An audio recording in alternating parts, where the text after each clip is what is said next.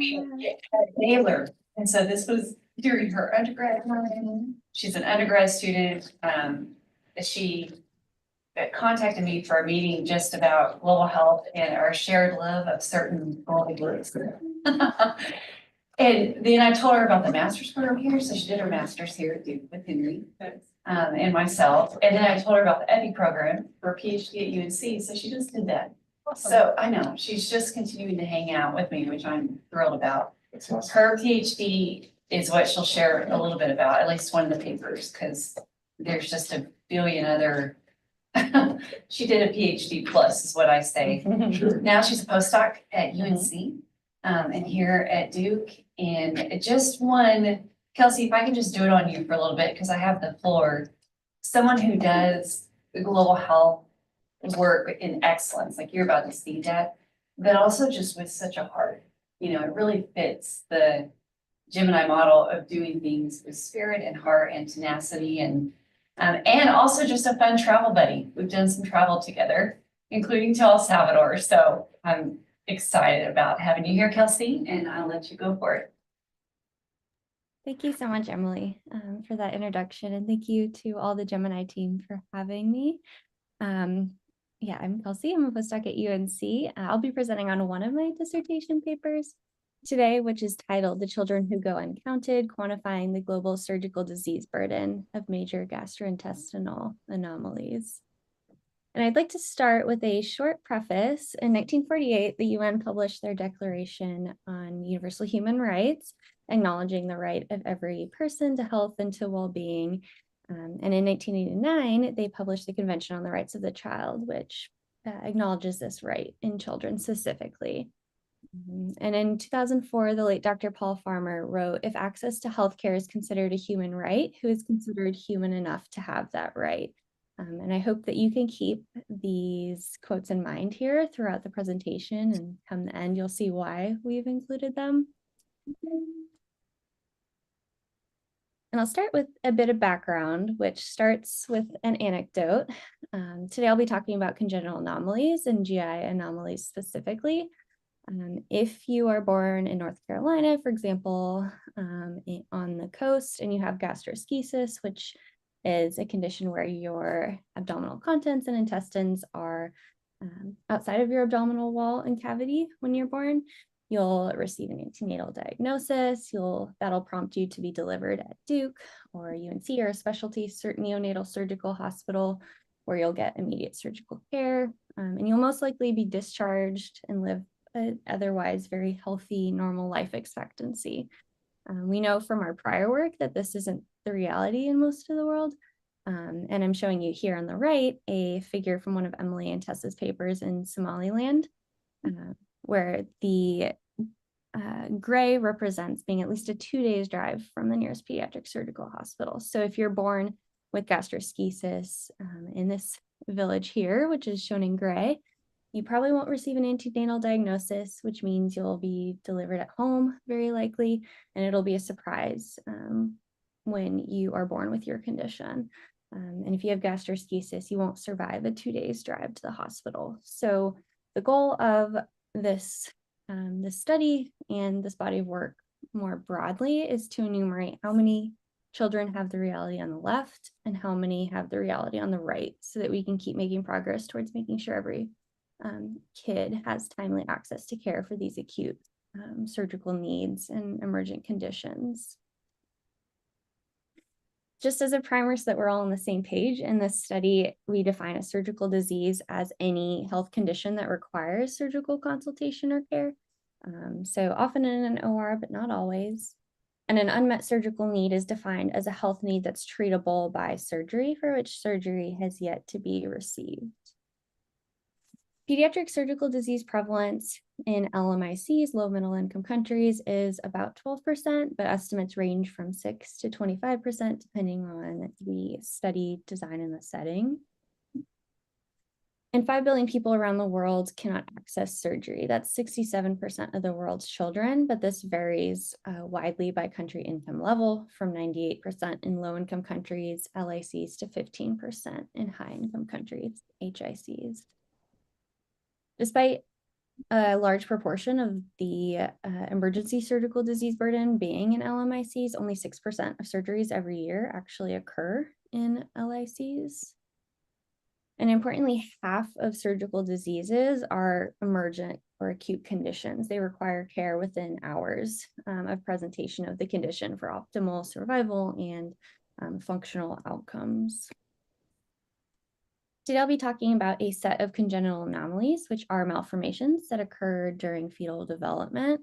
And specifically, we'll talk about GI or gastrointestinal anomalies, which affect the digestive tract.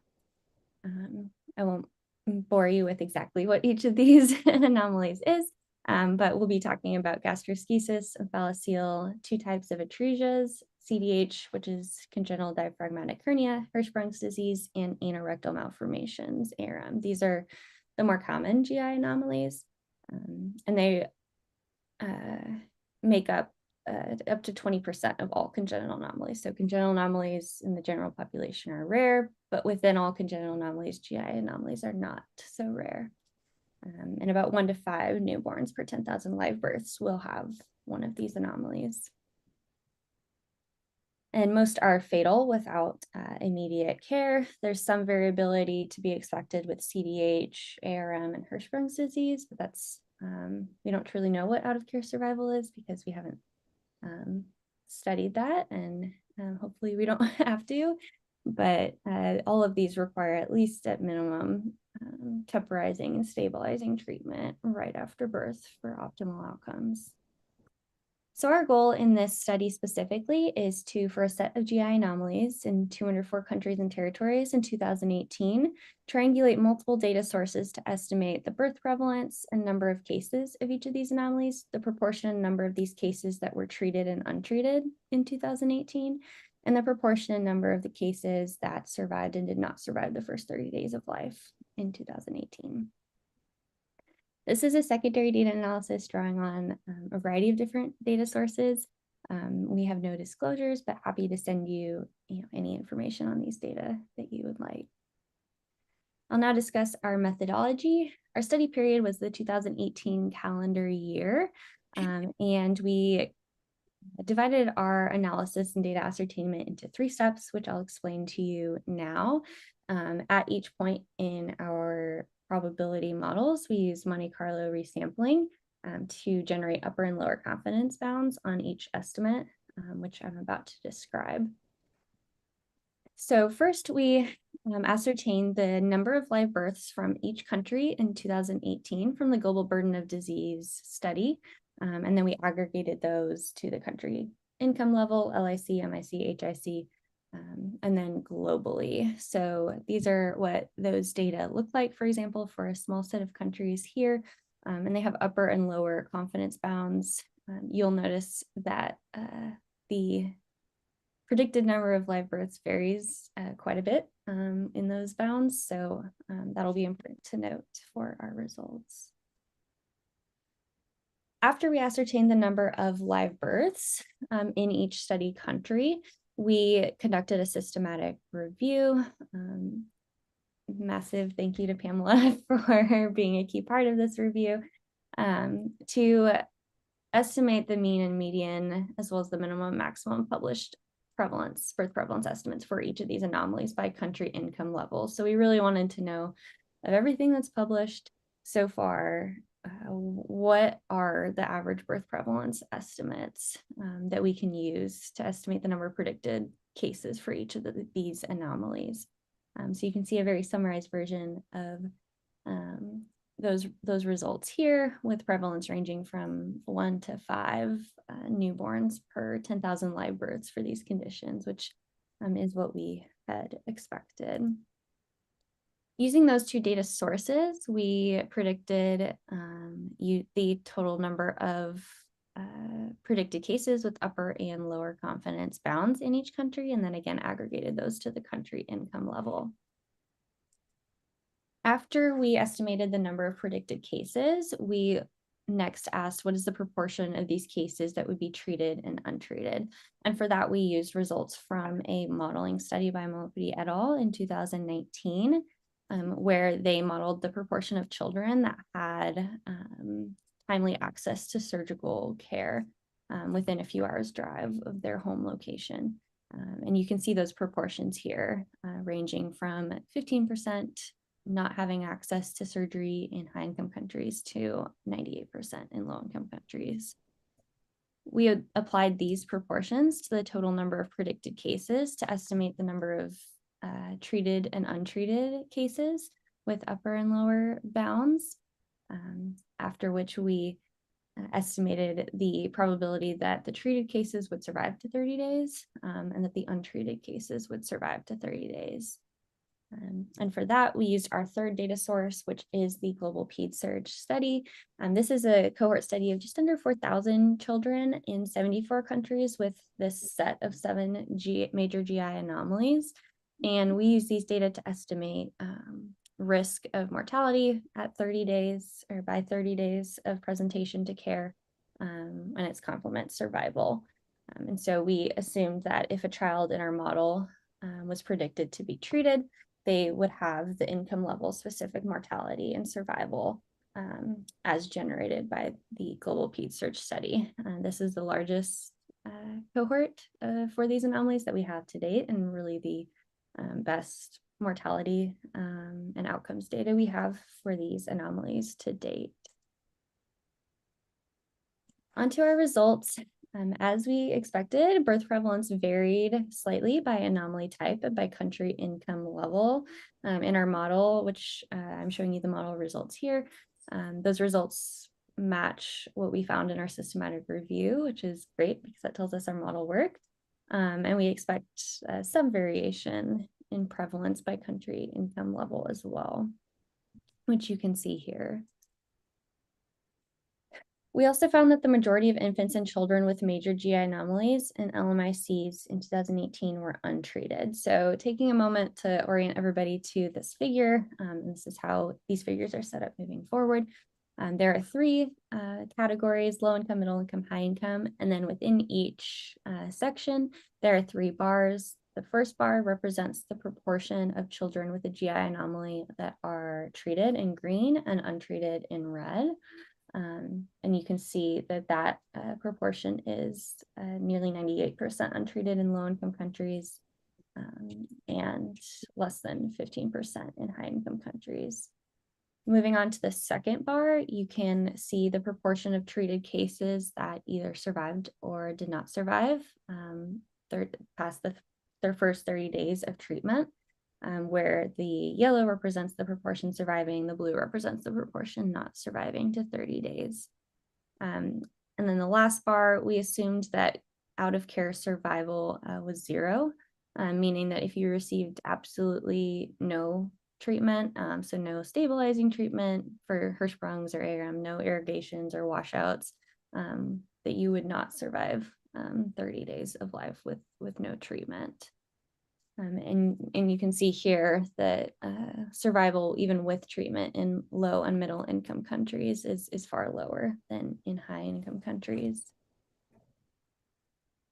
What I showed you on the last slide was a series of conditional probabilities. I also wanted to look at the pattern, this pattern using joint probabilities. And so that's what I'm showing you here, where we're looking at the total proportion of children with anomalies that are treated and the total proportion that survive regardless of treatment status. So for example, in this low income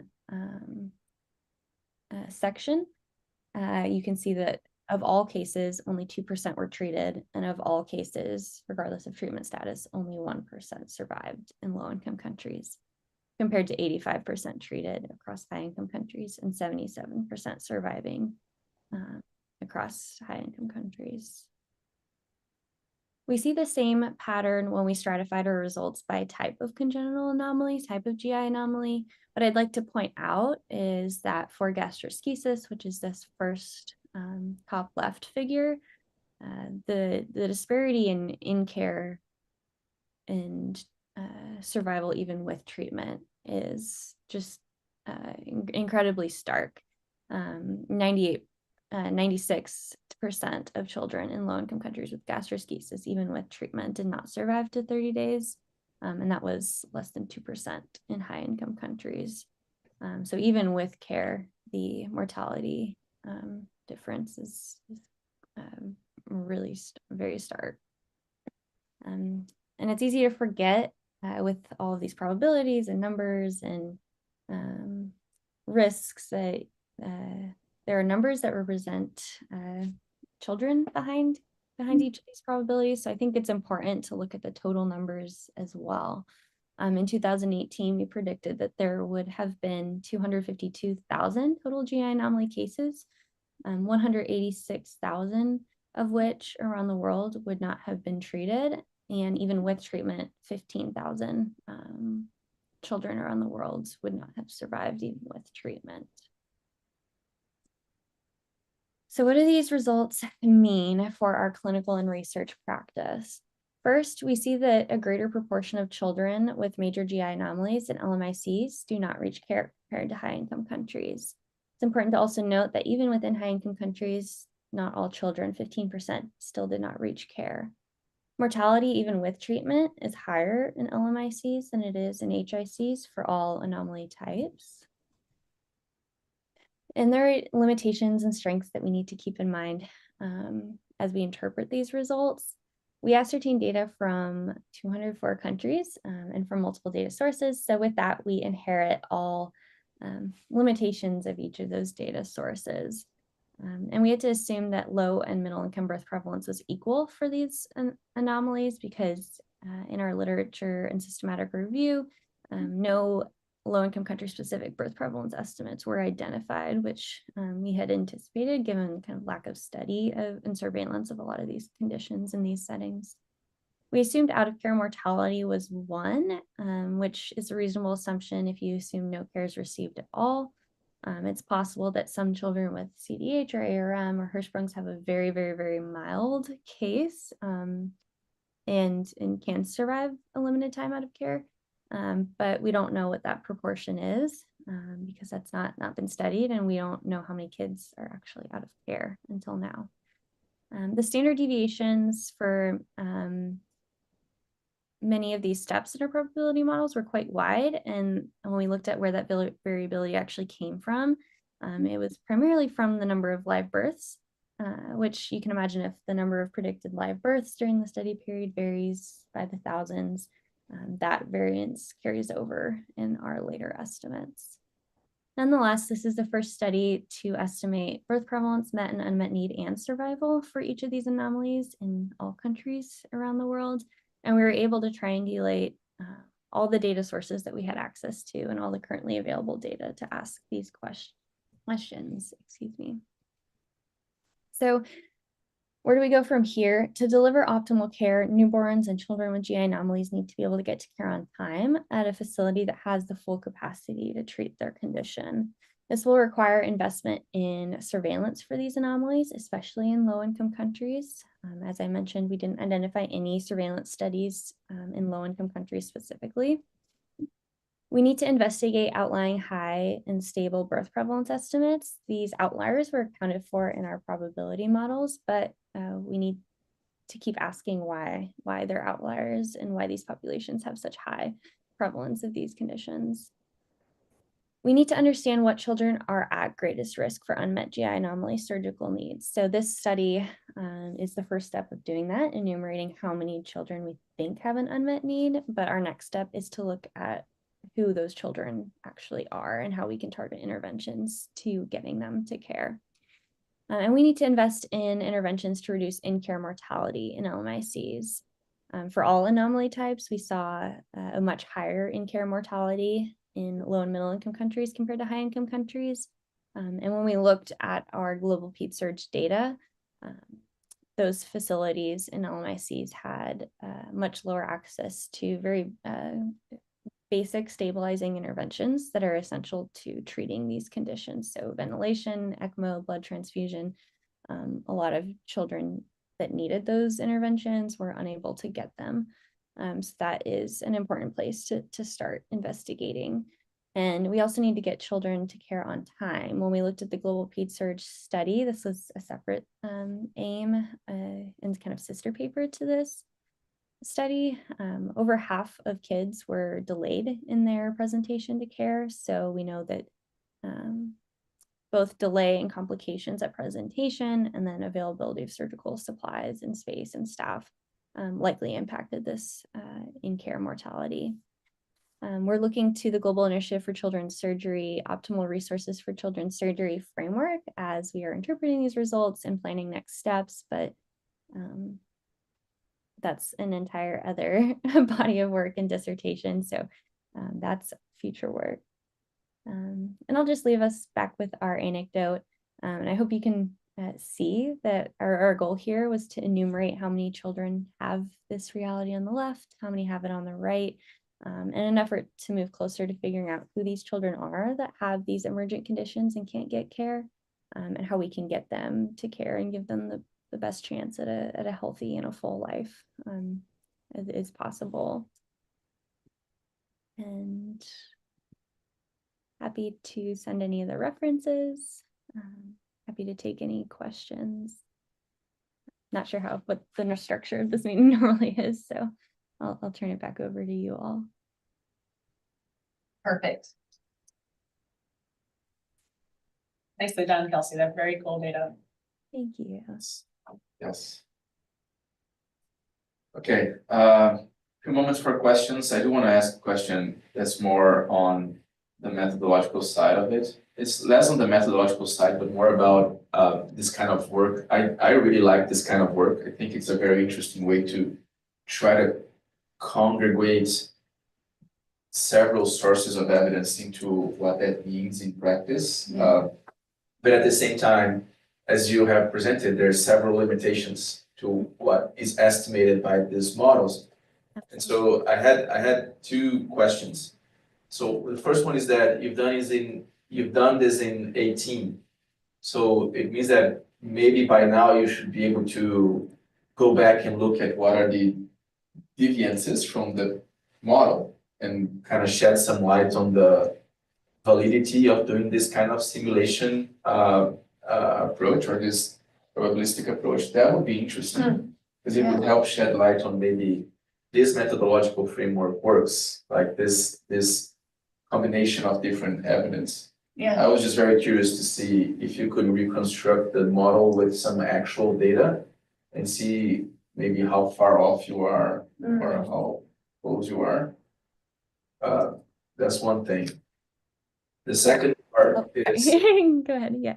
just pull those two out because I think they might be connected. You talk about triangulation of different data sources, but I kind of feel like triangulation is when you are looking at the same inputs or trying to find the same data and seeing if they match. But it sounds more like you did a combination of this because they are kind of hierarchically linked.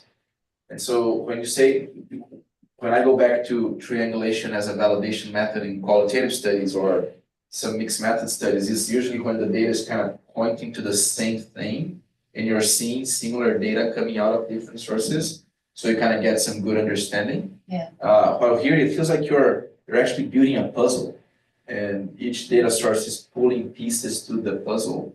So I was curious about the word, the choice of the word triangulation, or if you had some thought around it. Epi versus qual. These are two epidemiologists, but Kelsey, go ahead. Yeah, thank you so much. I love both of those questions. The first question regarding kind of validating these results with more data, I would love to do that. And we had tried to do that. These are to date the only data that we have. So we really don't have data yet to validate these. What I would love to do is be able to look at this funding pending. This is kind of my future work and goals, is to potentially do this in one country and really do a deep dive and validate it in one country or one setting. Since these data are pretty hard to come by at the multinational level. So I think that's very important, and that's definitely a next step that we need to work on, and a goal of mine, because I think this could be a good case study for how to create these hierarchical models when we have limited data, but we certainly need to validate it and see if we can apply it in other settings as well with other diseases. And I think even replicating it potentially with a different condition for which we have more data would also allow us to do that. But I love that question and hope to do more of that work very soon. And then the second question, I agree with the triangulation terminology. And I do think, well, first, I think Emily, perhaps in the papers, I'm going to change that today. I think that's a great point. We really are pulling on kind of complementary pieces of data to estimate different levels in this hierarchy in this model. So I agree. I think, yeah, that terminology could potentially be confusing and imply more qualitative in inputs. So yeah, thank you for that question and that point. I agree. A little bit about the data part too, because the source data for this, the global PED surge was done in 74 countries. And it was another PhD student from the UK that I worked with, and she went to each of the countries and had the hospitals prospectively collect kids who come in with these anomalies and then what happens to them at 3 months. So, I mean, it was a huge undertaking. So to replicate that is really expensive. Plus you just need someone tenacious like her. Okay. And that study ended. Yes. Yeah, she graduated. But I do think this is a good example for you methods people that are on here of how you can take an existing data set that's limited in countries. I mean, 74 is still a lot, but it's certainly not 195. But use that as the source data to extrapolate to the rest of the globe and do it with really, high level methods and stuff. But that's exactly what Kelsey did. So maybe just an encouragement to not be limited in our thinking of, well, we only have this type of data. Yeah. There's a lot that you can do with limited type data. Yeah. I just want to say, I think this is super interesting. Obviously, so, because I guess we don't really know each other, but I'm a neonatologist, and so I care for babies with all of these conditions. And it's interesting to think about too. So you were mentioning like the really high mortality with gastroschisis. A lot of those babies die in LMICs due to nutrition failure. And so it's easy enough to fix the surgical defect, but then the gut doesn't work for several weeks. They develop essential amino acid deficiency, malnutrition, and they pass away due to like heart failure and things, like there's a lot of issues that come secondarily. And each of these conditions, it's like they're lumped under, abdominal surgical kind of conditions. But they're all so different in likely what leads to mortality. So it would be very interesting in my mind too, to be like, well, so what are these children dying from? Or how close to the surgical dates are they dying? An unrepaired esophageal atresia will kill you faster than like a malnutrition from gastroschisis and stuff like that. If you're thinking of like health systems planning and things like that. Or things like a CDH, often even in our setting here, are not diagnosed right away if they're small. And so kind of looking at when are they diagnosed, so I think you guys, of course, all good studies raise more questions than give answers, right? And so, but I think like this would be such a good thing for each country to then use, like, okay, within our setting, like which conditions and where and like what timing. Because it might not necessarily be like surgical infrastructure that's needed. It might be like post-op infrastructure, things like that. Yeah. That's what I was gonna add. I think the timing is really important because the health system ability to support through these surgeries is gonna be very different. And so what you change will depend on the time period where they die. Like the nutrition one is excellent. Yeah. But when I worked in Liberia, post-surgical care was the problem. We lost 3 or 4 babies from gastroschisis because nobody could maintain sort of the post-surgical processes. Yeah, it's like, it's often not the like, we need another surgeon to do the thing. It's like, what are the peri-surgical, like post-op things? Exactly. The global PED surge, I'll link the paper, but she disentangled that for, like took into account sepsis and post-op and nutrition, and nutrition, at least for gastroschisis, was a huge thing. Yeah, I mean, it's. And so she actually used that data to where it was the highest, which at that time it was in Ghana. And started an intervention of taking care of gastroschisis, but also nutrition. Yeah. And then because of this study, they saved the first baby with gastroschisis in the country. Yeah. And she took a picture of it. And so she, right after the Global Peace Search project came out of like, look, this is what data can do. So I think you're right on the money of this is more than just surgery. Yeah. A lot of it's just like the thing that helps for nutrition is like TPN. Yeah. Right, and that's expensive, you know, like I was just in Rwanda, they had a whole wing, like a whole separate unit of gastroschisis babies. And no TP, you know, it's just like, there's like, you can't get it, and it's also then what level of the health system do you intervene on in order to get access, it's like quite high. In order to start getting stuff on formulary and in a country, so it's like really powerful to Kelsey to like put out this work. 100%. So thank you very much for sharing it. Thank you. Thank you. Yeah. Oh, and Kelsey, I was just, a few minutes before you came in, I was, mentioning about this call from the Gates Foundation, which is calling for this kind of study. Is it? Okay. Yeah, it's a study around modeling using existing data, and then you have several sources here that are looking at ways to do better understanding of gendered related access to care problems. So this is very specific to women. Yeah. But what I like about your study, and that's why I was asking about the validation of it, is that you're proposing a framework where you are able to find these probabilities, and there's different ways to do this kind of simulation or this evaluations and estimations, that if you can push this modeling approach to try to come up with an index number, something that you can use to compare countries on. Because what Gates is particularly interested in on that call, which I think makes sense, is can we go beyond understanding impact of disease beyond valleys, which are very limited by its definition. And I think this kind of work gives us directions to that. When you are identifying index of access to care for different diseases across different sites, and the model you've created can, as if I'm understanding it correctly, it can be easily replicated at different levels. So it doesn't have to be done in the world level, it can be done at a country level with some particular data you can generate. So yeah, just keep that in mind. I think there's a lot of value in this kind of work, and there are agencies interested in this kind of work.